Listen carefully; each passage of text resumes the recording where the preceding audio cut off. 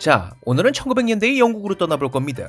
흔히 해가 지지 않는 나라 하면 생각나는 곳이 바로 대영제국, 영국이죠. 근데 이건 한 5년에서 10년 전까지만 통하던 말이고 지금이야 뭐... 만왕의 근원! 함성국! 또 당신입니까 조트! 고난 오프닝 같은 놈이라고 볼 수 있죠. 오늘은 또 어떤 사건이 날 부를까 참 궁금하단 말이에요. 그래서 오늘도 시끄러운 연길리에서 대체 무슨 사건을 들고 왔느냐? 바로 영국의 맥주 사건입니다. 엥? 영국? 맥주? 이거 옛날에 다뤘던 사건 아닌가요? 예, 뭐 예전에 같은 키워드의 사건을 다뤘던 적이 있긴 하죠. 근데 그건 홍수 사건이고요. 이번에 볼 건 중독 사건입니다. 좀 더 심각했던 사건이죠.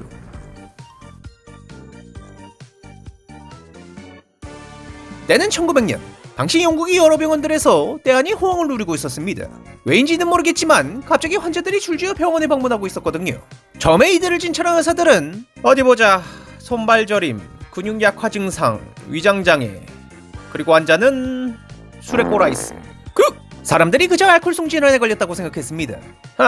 그 올해가 마지막 19세기라고 들뜬 건 알겠는데 제발 착착 좀 마셔요. 그러니까 병에 걸리는 거 아니야. 병이라고? 웃기는 소리. 병? 그러고 보니 술병이 다 어디 갔지? 이봐, 여기 술이 떨어졌잖아. 한 병 더 가져와. 그도 그럴 게 같은 증상의 환자들이 다들 평소 술을 많이 마시는 습관을... 아니지, 그냥 그 시대엔 사람들이 하루에도 몇 파인트씩 마시는 게 평범한 일상이었습니다.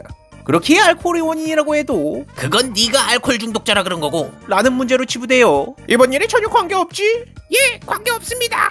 그래, 열심히 하자. 조절 못한 놈이 등신이란 결론으로 끝나곤 했지요. 헌데 첫 환자 예보의 시작으로부터 4개월 정도가 지나기 시작하자 의사들은 뭔가 이상하다고 느끼기 시작합니다. 이거 아닌 것 같은데. 뭐가 말이야? 야, 아무리 그래도 그렇지,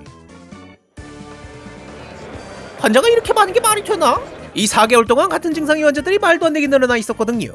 더군다나 사망한 사람도 무려 100명이 넘어갔죠. 당장 이전이 7개월 동안 같은 사유로 사망한 사람이 겨우 22명밖에 없었다는 걸 생각해봤을 땐 이건 뭔가 문제가 있다는 것이 분명했습니다. 그러던 중 추가적으로 한 가지 증상이 더 눈에 띄게 되었는데요. 그것은 바로 피부의 변색이었습니다. 손발에 어둡거나 자주 핏반점이 생기는 이 증상은 사실 환자가 처음 몰렸을 때도 발견된 적이 있었는데요. 하지만 이 증상을 보인 사람이 너무 적었던 데다 심지어 발현 부위도 다 제각각이었기에 이 현상과 관련이 없는 것으로 판단했었죠. 허나 아이러니하게도 환자가 많아지며 이 피부 변색이 하나의 일관된 증상으로 관찰되기 시작합니다. 그리고 이러한 연관성을 처음 발견한 의사인 어니스트 레이놀즈는 모든 수수께끼는 풀렸다. 야, 이 미친 새끼들아, 맥주에 넣을 게 없어서 비소를 쳐넣냐? 사람들이 마신 맥주에 비소가 들어간 것을 확신하였죠. 결국 그는 환자들이 자주 찾는 술집이 맥주를 분석하였고 그곳에서 정말로 비소를 검출해냅니다. 이렇게 집단발병의 주요 원인이 확인되자 당국은 비소의 추출에 대한 조사를 시작하였습니다. 그렇게 해서 지목된 것은 맥주를 발효하기 위해 사용되던 설탕의 대체물인 전화당 시럽이었죠. 이것은 단당류인 포도당과 과당의 시럽 혼합물로 이당류인 설탕을 가수분해하여 만드는데 이 분해에 황산을 사용하곤 했습니다. 근데 황산이 불순할 경우 그 안에 비소 같은 중금속들이 녹아들어 있는데 그런 저품질을 사용하게 되면서 비소가 황산에서 시럽을 거쳐 맥주에 들어가게 된 것이었죠. 근데 조사를 이어가다 보니 더 어이없는 일이 밝혀집니다. 이 비소가 유입된 곳이 시럽 한 군데가 아니었던 겁니다. 일부 양주 중에서 사용된 메가 자체에도 비소가 포함된 것이 확인되었거든요. 이건 또 어떻게 된 것이냐면 메가를 건조시키는 과정에서 코코스나 석탄을 사용하곤 했는데 여기에 비소가 포함된 것들이 있어 연소할 때 그 성분이 메가에 흡착된 것이었죠. 즉 설탕 시럽과 메가 양쪽 모두에 비소가 섞여 있었다는 것이고 이는 맥주를 어떻게 만들던 간에 결국 비소 맥주가 나오는 깨끗한 맥주의 제조가 불가능한 상태였던 겁니다. 아이고, 역시 세상에 흉악한 물건은 죄다 영국 놈들이 만드네. 이런 사실은 곧 언론에 보도되었고 영국 전역에 큰 파장을 일으키게 됩니다.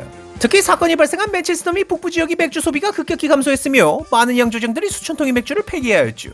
또한 많은 술집들이 기소되었으며 정부에서 맥주 제조에 관한 규정을 강화하게 됩니다. 이후 식품 첨가물 및 원료 내 비소 허용량 또한 법으로 규정하였으며 이는 현대적 식품 안전 체계의 시발점이 되어 유럽 전역에 퍼져나갔다고 하네요. 이렇게 해서 인간 역사에 피로 쓰여진 안전 수칙이 또 하나 탄생하게 됩니다. 근데 이렇게 끝나면 뭔가 기대하는 얘기가 없어 섭섭하겠죠. 네, 이러한 태양 사건이 터진 와중에도 미적거리며 계속 오염된 맥주를 파는 가게들이 있었으며 부실했던 보상 체계로 인해 피해자들에 대한 손해배상이 거의 없던 데다 국가적 참사를 막은 레이놀즈는 의학계의 영웅이 되었지만 그에겐 어떤 훈장 하나조차 수여되지 않았다고 합니다. 그리고 급격히 줄어들었던 맥주 소비는 그해 바로 정상복구되었다고 하네요. 역시 영국 형님이십니다.